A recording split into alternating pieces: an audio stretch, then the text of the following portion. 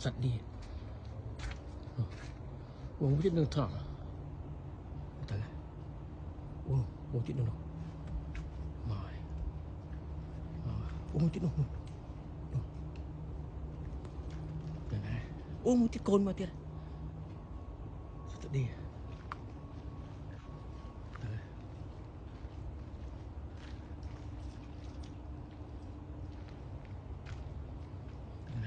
bơi buồn mỏng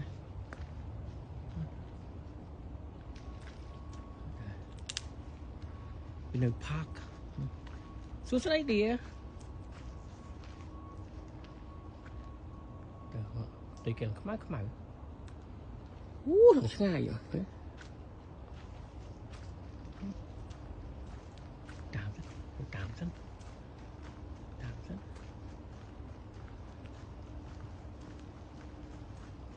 sao đi thế nào tới I'm not hurting you. I'm not hurting you.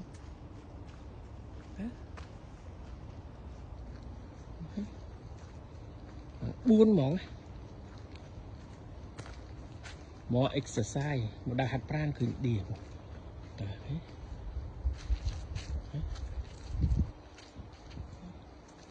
ô pram ta yeah five no 4 1 2 3 4 5 cho nó chọc luôn chứ nó cô này nó tôi xong tay cô không có cái này ô mua chưa cái này hả pin cả wow đào khô của muối á ô phỏng pin cái này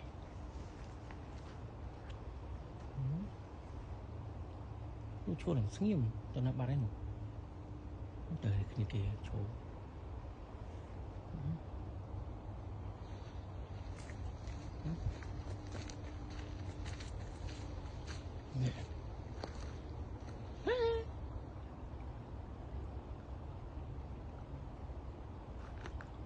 sẽ triệt luôn pi khăn nào đây pi khăn này môi tiết buồn khăn lô tao nạp bắt đấy mình mở khơi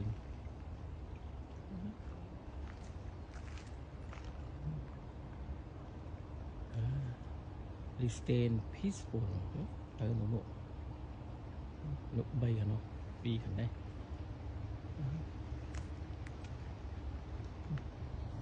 ok dear bye bye